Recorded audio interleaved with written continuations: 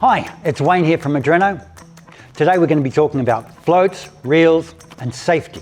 Especially for the newcomers, we're going to have a look at the function of these things and just how it works. We're not going to go into the knots and various connections, but we're just going to have a look at the function so people understand them.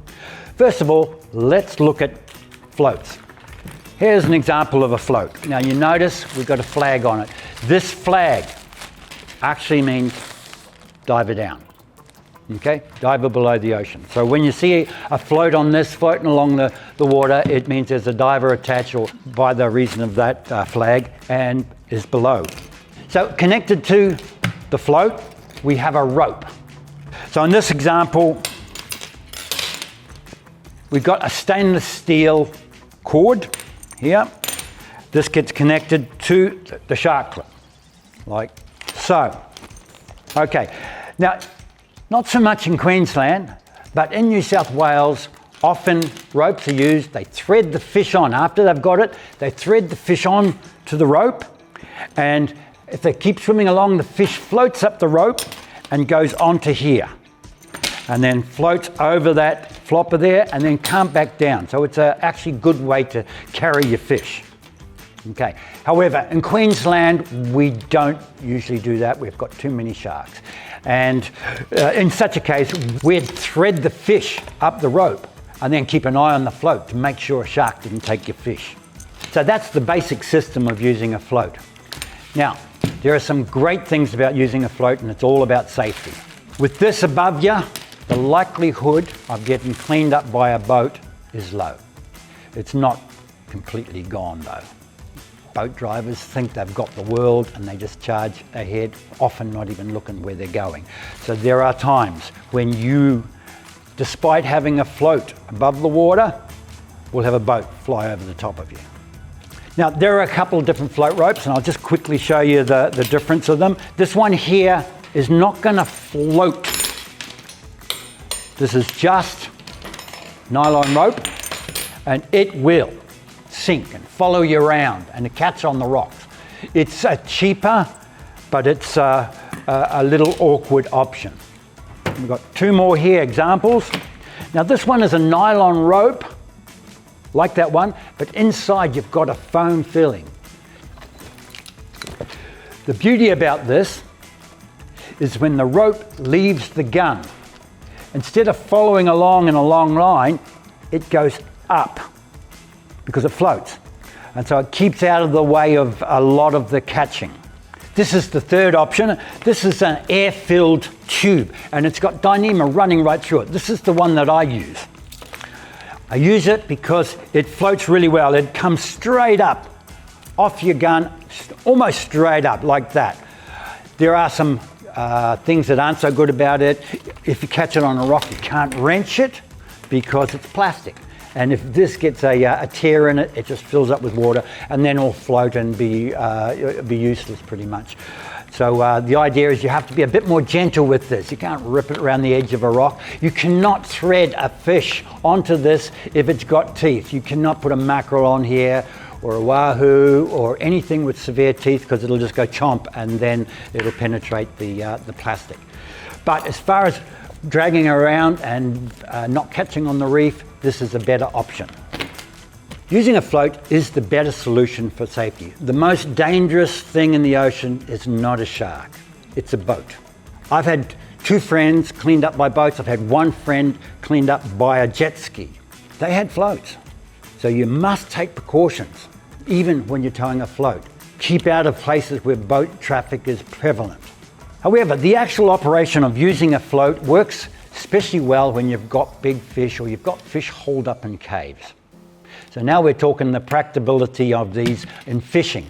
It's connected to the gun. So say you shoot a big fish and it holes into a cave and you're in current. Well, you can let the gun go, hold the rope, go up to the surface, keep a tension on it so that the fish doesn't get into all sorts of caves, get your breath back, then you can go back down the rope and you go immediately to the gun and you can pull the fish out of the cave. And that's the beauty of a float. If you spear something like a kingfish, New South Wales, kingfish, mackerel, wahoo, something big, in this case a float is invaluable because you let the gun go, it's attached by a shark clip, very strong, the rope's strong, You're holding the rope, he tows the float. The float stays on the surface. Now you can control, because you go up to the surface and you get your breath, you can control the fish. And that's really what you're after. You can actually play the fish. You can play it once you've got to the top and you've got some air. Once you've got the air, you're in control. If fish runs hard, rather than hold it hard and have the spear rip through the flesh, many of these hard running fish are tough fighters and have soft flesh. So rather than hold it tight and wrestle the fish back and have the spear rip out, you can play it. It runs hard, you can let the rope go a bit, and so it doesn't have so much tension on the actual shaft. And then when it gets a bit tired, you can start pulling it up. By the time you get the fish back up, it's nice and tired and it's not so hard to handle. So this is all available with a float. Okay, we're going to have a look at the setup of reels. So we'll take this up here, we're going to pass this through there and then bring that down. This is the nylon mono loop, put it in here, and we do our blood knot, 1, 2, 3, and push the loop through here like so, and we haul it down. And we tighten the reel. Now when you're traveling, you usually travel with the reel quite tight so it doesn't pull out. The idea, you jump in the water, load your gun, and then immediately set the reel up to how tight you want it. And you get a pull, get it right. Everyone has different requirements. I like mine to be loose enough to pull out relatively easy, so I never get the gun pulled out of my hands if I've shot something big and powerful. And then I'd like to, rather than adjust the gun while the fish is on, I'll make it heavier by putting my hand on it. And that you don't want to adjust it too tight to tighten it up. You could pull the spear out, or if you loosened it while the fish is on there, that's awkward as well, because it could overrun and cause a tangle. So now there's some really good things about a reel, and this is why we find them used a lot. We have a fair bit of current in Queensland and many of our favourite spear locations. And when you're dealing with current, especially as it's coming over a bommy, it speeds up and drags you and your gear over the top of the bommy. Now, if you want to get the fish, you want to be on the front of that bommy. You want to be where the fish are being washed up. Staying on the front of that reef where the fish are going to be is a struggle. And especially if you've got 20 meters of rope behind you and a float. The rope and the float just goes over there. Now you might look down and 15 meters below you or whatever, where the fish is going to be, you want to dive down there, but you've got 20 meters of rope to pull up against the current. Really, it's very awkward compared to just having a reel on you and diving. A good point is when you take up spearing with floats and you've got other people around, you've got to get a very disciplined way of diving.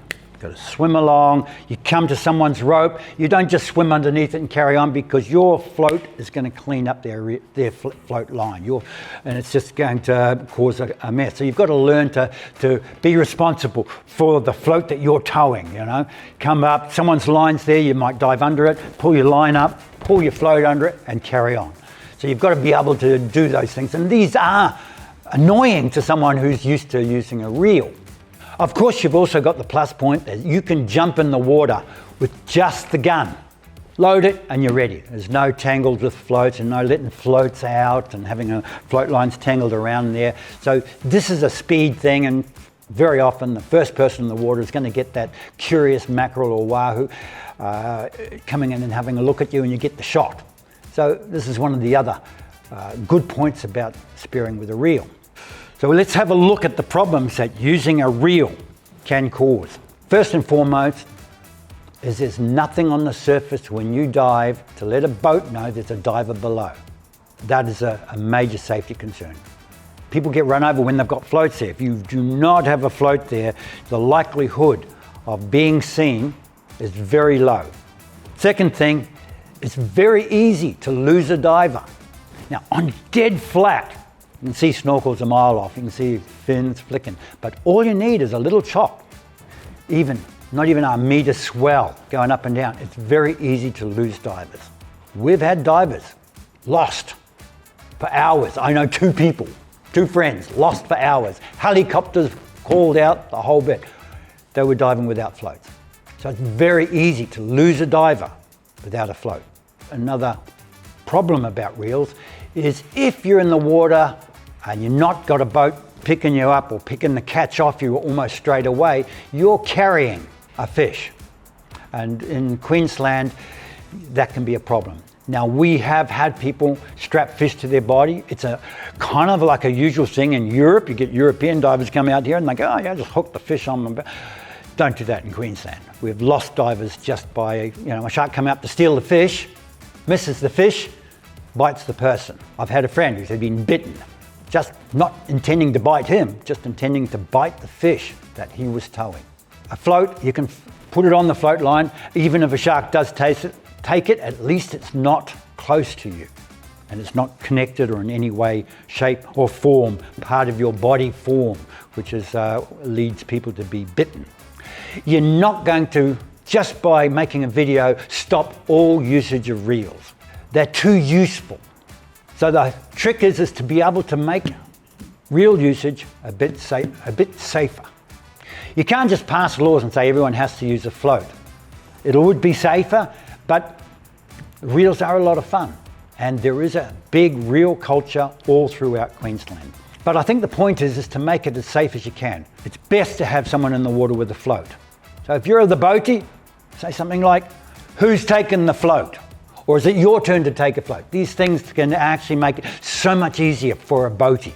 Definitely, if you're a boatie and someone goes off by themselves, you better haul them back together, because part of your job as a boatie is to make sure no other boats go over the top. So you've got guys in the water, you might have one float. There are going to be times, like it or not, where you're going to have 3 guys in the water with no floats.